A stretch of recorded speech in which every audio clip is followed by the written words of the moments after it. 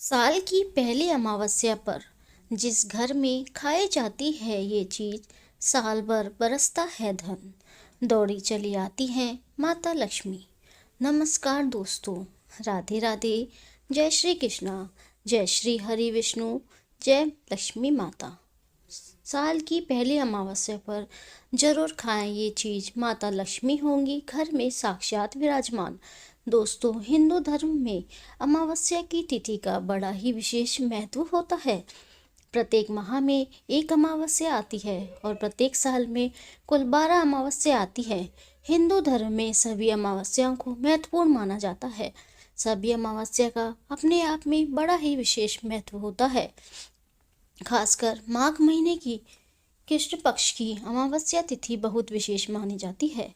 इसे मौनी अमावस्या कहा जाता है। कहते हैं कि अमावस्या के दिन अगर विधि विधान से पूजा की जाए, नदी में स्नान करके दान आदि किया जाए, तो इससे पितरों की आत्मा तृप्त होती है और वे प्रसन्न होते हैं। साथ ही ऐसा करने से भगवान श्री हरि विष्णु जी और माता लक्ष्मी के साथ साथ अन्य देवी देवता भी प्रसन्न होते हैं।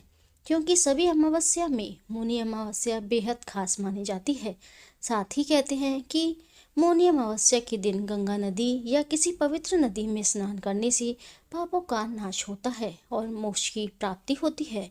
इतना ही नहीं, यह दिन पितरों की आत्म शांति के लिए भी महत्वपूर्ण माना जाता है। इस दिन जल तर्पण और पिंडदान के कार्य किए जाते हैं। मान्यता है कि मौनी अमावस्या के दिन किया गया दान का पुण्य का फल 10 गुना ज़्यादा मिलता है। इसके अलावा मौनी अमावस्या के दिन आप किसी ब्राह्मण या गरीब जरूरतमंद व्यक्ति को भोजन खिलाकर पितरों को प्रसन्न कर सकते हैं। मौनी अमावस्या के दिन आप व्रत भी कर सकते हैं। कहते हैं कि अमावस्या के दिन पितृ अपने वंशजों से मिलने के लिए आते हैं। ऐसे में इस दिन श्राद्ध, तर्पण, पिंडदान करने से घर के सभी सदस्यों को पितरों का आशीर्वाद मिलता है। साथ ही जीवन में भी सुख समृद्धि का वास होता है।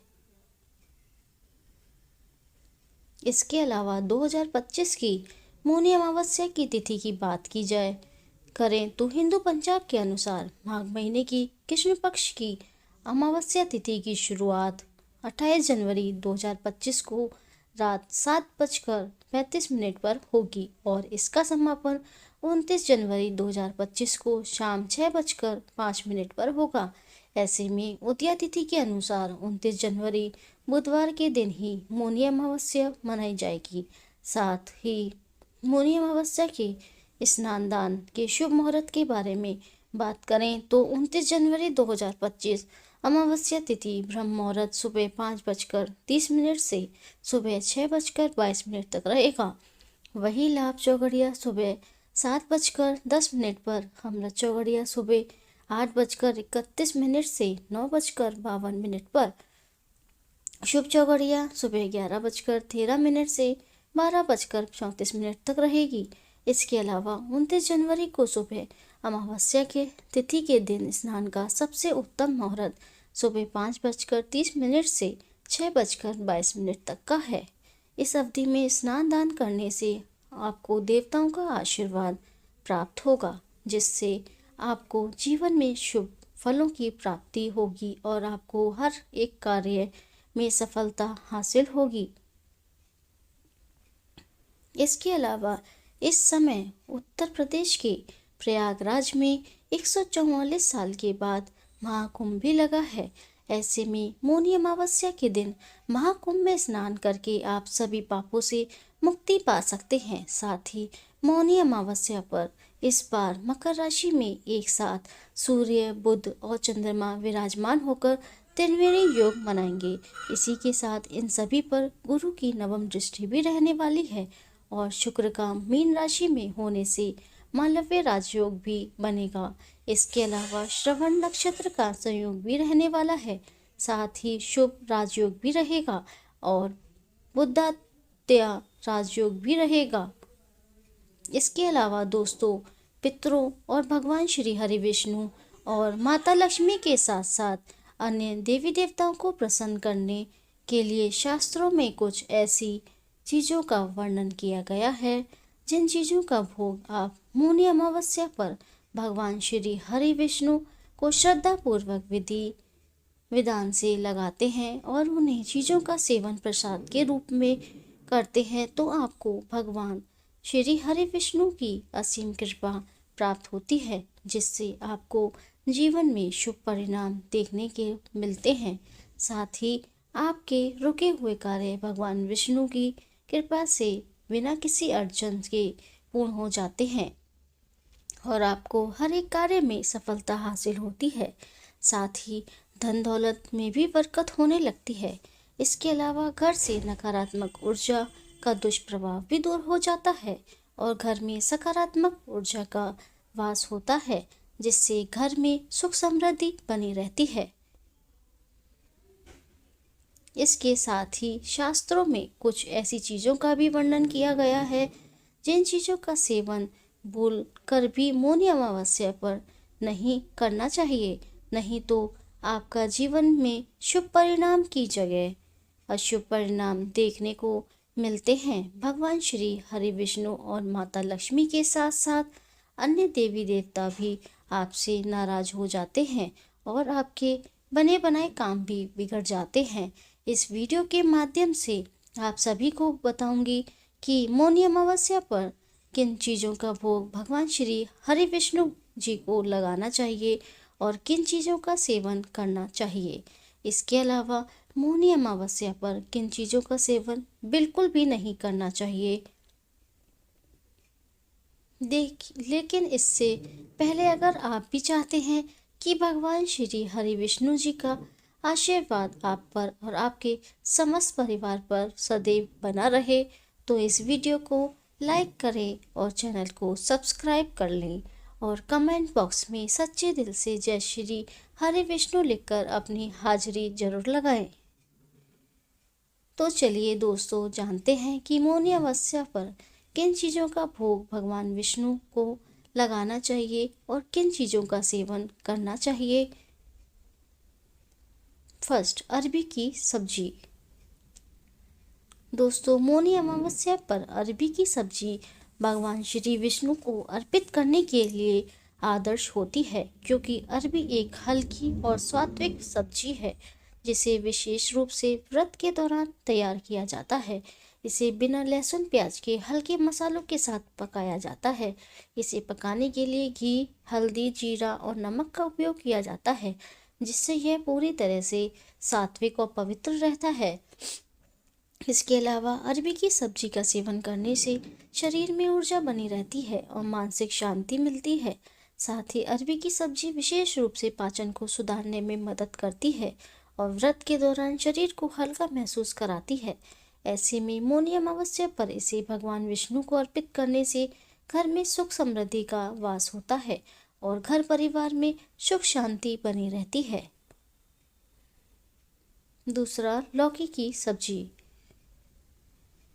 जी हाँ दोस्तों, लौकी एक हल्की और सात्विक सब्जी है जिसे भगवान श्री विष्णु को प्रसन्न करने के लिए आदर्श माना जाता है कि लौकी में बहुत सारे पोषक तत्व होते हैं।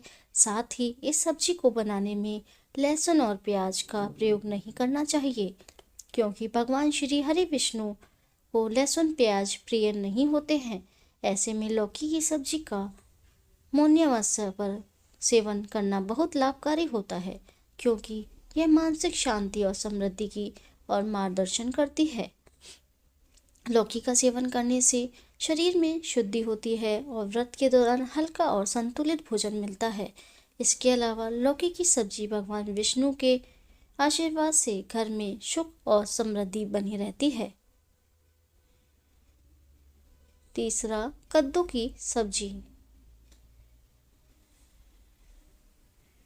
जी हाँ दोस्तों, कद्दू की सब्जी भगवान श्री विष्णु और माता लक्ष्मी की प्रिय सब्जी मानी जाती है।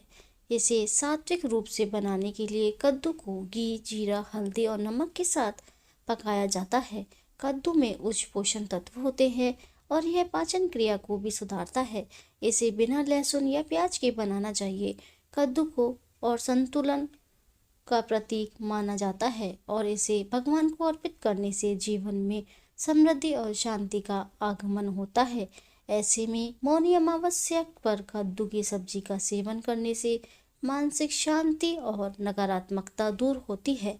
यह सब्जी हल्की और आसानी से पचने वाली होती है, जो व्रत के दौरान आदर्श भोजन है। इसको प्रसाद के रूप में वितरण करना पुण्यकारी होता है और इससे भगवान विष्णु की कृपा प्राप्त होती है। यह विशेष रूप से घर में सुख शांति और समृद्धि लाने में सहायक है। पान का भोग। जी हाँ दोस्तों, मौनी अमावस्या पर भगवान विष्णु को पान चढ़ाना शुभ माना जाता है। पान भारतीय संस्कृति में पवित्रता और समर्पण का प्रतीक है। ऐसे में मौनी अमावस्या पर पान को अर्पित करते समय ताजे और साफ पत्तों का प्रयोग करें। पान के पत्ते पर गुलकंद, इलायची, लौंग, सुपारी रखकर भगवान विष्णु को भोग अर्पित करें। ऐसा कर माना जाता है कि पान का भोग लगाने से व्यक्ति के जीवन की बाधाएं दूर होती हैं और सौभाग्य बढ़ता है। इसके अलावा पान अर्पित करते समय ओम नमो नारायण मंत्र का जाप करें। यह भोग वैवाहिक जीवन में मधुरता और रिश्तों में स्थिरता लाता है। साथ ही पूजा के बाद इसे प्रसाद के रूप में बांटें। इसके अलावा पान का भोग भगवान विष्णु को प्रसन्न कर भक्तों को सुख शांति और समृद्धि प्रदान करता है, जिससे साधक को जीवन में शुभ परिणाम देखने को मिलते हैं और कार्यों में सफलता हासिल होती है।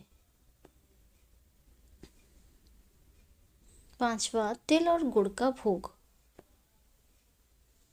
दोस्तों, मौनी अमावस्या पर भगवान विष्णु को तिल और गुड़ का भोग लगाना बहुत शुभ माना जाता है, क्योंकि तिल पवित्रता और शुद्धि का प्रतीक है, जबकि गुड़ मिठास और सुख शांति का प्रतीक है, का द्योतक है। इसके साथ ही पूजा में तिल का उपयोग करने से पापों का नाश होता है और साधक को पुण्य की प्राप्ति होती है। ऐसे में भगवान विष्णु को तिल और गुड़ का भोग अर्पित करते समय ओम नमो भगवते वासुदेवाय मंत्र का जाप करें। इसके बाद भोग को प्रसाद के रूप में गरीबों में वितरण करना शुभ माना जाता है। तिल और गुड़ का यह भोग ग्रह दोषों को भी शांत करता है। यह भोग विशेष रूप से उन लोगों के लिए लाभकारी होता है जो अपने जीवन में सुख और शांति चाहते हैं। छठा, घी और शहद का प्रयोग।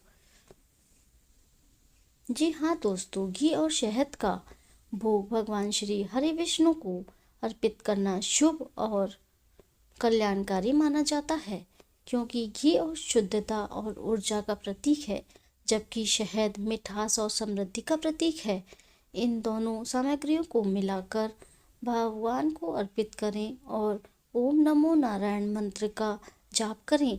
ऐसे में भगवान को घी और शहद का भोग लगाने से व्यक्ति के जीवन में सकारात्मक ऊर्जा का प्रवाह होता है, साथ ही जीवन में भी सुख शांति बनी रहती है।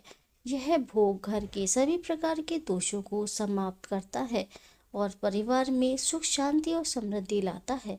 ऐसे में मौनी अमावस्या की पूजा के बाद इसे प्रसाद के रूप में बांटें और जरूरतमंदों को दान करें। ऐसा माना जाता है कि यह भोग भगवान विष्णु को प्रसन्न कर उनके भक्तों को सभी प्रकार के कष्टों से मुक्त कराता है और धन्य धान्य का वरदान देता है, जिससे व्यक्ति को आर्थिक तंगी जैसी समस्या का सामना नहीं करना पड़ता है। सातवां, खीर का भोग। दोस्तों, भगवान विष्णु को खीर अर्पित करना विशेष फलदायी माना जाता है। खीर को चावल, दूध और चीनी से बनाया जाता है। ऐसे में आपको खीर बनाते समय शुद्धता का विशेष रूप से ध्यान रखना चाहिए। इसके अलावा खीर को तुलसी के पत्तों के साथ भगवान श्री हरि विष्णु जी को अर्पित करें, क्योंकि तुलसी भगवान विष्णु को बहुत प्रिय है। क्योंकि तुलसी के बिना भगवान जी श्री हरि विष्णु का भोग ग्रहण नहीं करते हैं। साथ ही खीर का भोग अर्पित करने से घर में सुख शांति और समृद्धि का आगमन होता है। ऐसे में मौनी अमावस्या पर खीर का भोग लगाते समय ओम नारायण विद्ये वासुदेवाय धीमहि तन्नो विष्णु प्रचोदयात् मंत्र का जाप करें। फिर पूजा के बाद यह खीर प्रसाद के रूप में सभी सदस्यों में बांटें। इससे पारिवारिक समस्याएं समाप्त होती हैं और रिश्तों में मधुरता आती है। 8वां, गंगाजल और तुलसी। दोस्तों, मौनी अमावस्या पर गंगाजल और तुलसी का उपयोग पूजा में अनिवार्य रूप से करना चाहिए, क्योंकि गंगाजल को भगवान विष्णु के चरणों में अर्पित करना पवित्रता का प्रतीक है। इससे पूजा के दौरान सभी सामग्री के साथ मिलाकर उपयोग करें। इसके अलावा तुलसी भगवान विष्णु की प्रिय है और इसे भोग सामग्री में अवश्य शामिल करें। तुलसी को साफ पानी से धोकर भगवान को अर्पित करें, क्योंकि तुलसी भगवान श्री हरि विष्णु को अति प्रिय है। मान्यता है कि भगवान विष्णु भोग को तब तक स्वीकार ग्रहण नहीं करते हैं जब तक उसमें तुलसी शामिल ना हो। ऐसे में भोग में तुलसी जरूर डालें। ऐसा करने से परिवार पर आने वाले संकट टल जाते हैं और सुख समृद्धि का आगमन होता है। तो दोस्तों, यह थी वह चीजें जिनका भोग मौनी अमावस्या पर भगवान श्री हरि विष्णु को लगाना चाहिए और प्रसाद के रूप में इन चीज़ों का सेवन करना चाहिए। आइए अब जानते हैं कि मौनी अमावस्या पर किन चीज़ों का सेवन बिल्कुल भी नहीं करना चाहिए। फर्स्ट, साग और कड़ी पत्ते। दोस्तों, साग और कड़ी पत्तों वाली सब्जी भी मौनी अमावस्या के व्रत के लिए उपयुक्त नहीं होती है। ये सब्जियां तामसी होती हैं और व्रत के दौरान इसका सेवन मानसिक शांति और साधना में विघ्न डाल सकता है, क्योंकि साग में सदा ताजगी और तामसी गुण होते हैं जो व्रत के उद्देश्य के लिए ठीक नहीं माने जाते हैं। इसके अलावा कड़ी पत्तों का उपयोग स्वाद बढ़ाने के लिए किया जाता है, लेकिन ये शरीर को भारी बना सकते हैं और मानसिक संतुलन में खलल डाल सकते हैं। इसलिए मौनी अमावस्या पर साग और कड़ी पत्ते का सेवन करने से बचना चाहिए, नहीं तो भगवान श्री हरि विष्णु और माता लक्ष्मी के साथ साथ अन्य देवी देवता भी आपसे नाराज हो सकते हैं और आपको जीवन में शुभ परिणाम की जगह अशुभ परिणाम देखने को मिलते हैं। साथ ही आपके घर में नकारात्मक ऊर्जा का वास हो जाता है, जिससे घर की सुख समृद्धि में बाधा उत्पन्न होती है। दूसरी, कटहल की सब्जी। दोस्तों, कटहल जो कि एक भारी और तामसी फल माना जाता है, हमें इसे भी मौनी अमावस्या पर व्रत में नहीं खाना चाहिए। कटहल का सेवन आमतौर पर उत्तेजक और भारी भोजन के रूप में किया जाता है। इसका सेवन व्रत के दौरान शांति और साधना की भावना को बाधित कर सकता है। इसके अलावा कटहल में तामसिक गुण होते हैं जो मानसिक स्पष्टता को प्रभावित कर सकते हैं। इस वजह से भगवान श्री विष्णु के पूजन के लिए उपयुक्त नहीं है। ऐसे में मौनी अमावस्या पर कटहल की सब्जी का सेवन बिल्कुल नहीं करना चाहिए, नहीं तो घर में सुख समृद्धि में बाधा उत्पन्न हो सकती है। तीसरा, बैगन। जी हाँ दोस्तों, बैगन को भी तामसी भोजन की श्रेणी में रखा जाता है और इसे मौनी अमावस्या जैसे विशेष धार्मिक अवसरों पर नहीं खाना चाहिए। इसके अलावा बैगन को शास्त्रों में भी अशुद्ध माना गया है। ऐसे में बैगन का सेवन अधिकतर भयंकर वायु विकार उत्पन्न कर सकता है, जो शरीर में संतुलन को बिगाड़ता है। साथ ही मौनी अमावस्या पर ब्रह्मचर्य का पालन करना चाहिए और बैगन काम प्रवृत्ति को बढ़ाता है। इसके अलावा बैगन का सेवन मानसिक शांति को प्रभावित करता है और इससे नकारात्मकता प्रभाव भी हो सकते हैं। ऐसे में भगवान विष्णु को प्रसन्न करने के लिए हल्की और सात्विक भोजन की आवश्यकता होती है। इसलिए बैगन की सब्जी का सेवन इस दिन करने से बचना चाहिए। चौथा, लहसुन और प्याज। जी हाँ दोस्तों, लहसुन और प्याज भगवान विष्णु को प्रिय नहीं होते हैं और उन्हें तामसी भोजन का हिस्सा माना जाता है।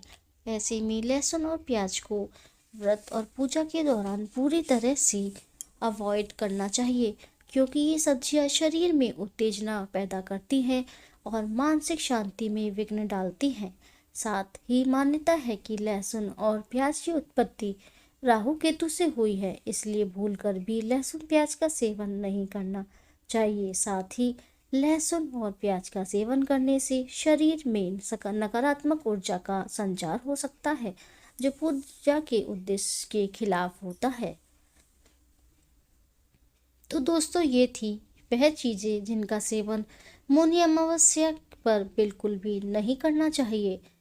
अगर जानकारी अच्छी लगी हो तो वीडियो को लाइक